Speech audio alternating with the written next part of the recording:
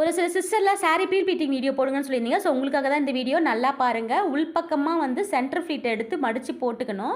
Next பார்த்தீங்கன்னா, shoulder மேல வந்து பார்த்தீங்கன்னா, பல்லு ஃப்ளீட் செஸ்ட் ஃப்ளீட்ட எடுத்து போட்டுக்கிட்டு ஆப்போசிட்ல போட்டுக்கணும். நல்லா பாருங்க.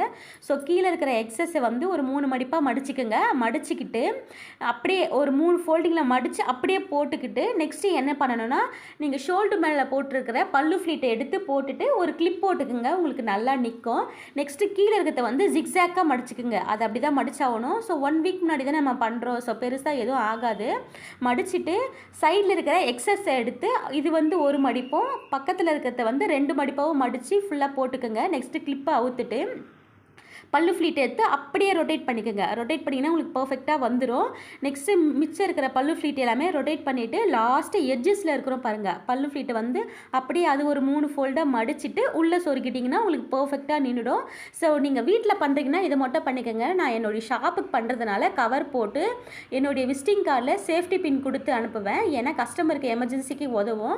முடிச்சுட்டு ஸோ நான் வந்து டேப் போட்டு ஃபிக்ஸ் பண்ணி ஒட்டிடுவேன். ஸோ இவ்வளோ தான் முடிஞ்சிச்சு. நீங்கள் வீட்டில் ட்ரை பண்ணுறீங்கன்னா 1 வீக் முன்னாடி மட்டும் ட்ரை பண்ணுங்கள். ரொம்ப நாள்லாம் பண்ணி வச்சுருந்தீங்கன்னா சாரீ ரொம்ப அயர்ன் பண்ணுறதுனால சாரீ கட் ஆகிடும். ஸோ அதை மட்டும் பார்த்துக்குங்க. நல்லா கவனிச்சா மட்டும்தான் புரியும். நான் சொல்கிறது புரியாது. இவ்வளோ தான். பிடிச்சிருந்தா லைக் பண்ணுங்கள்.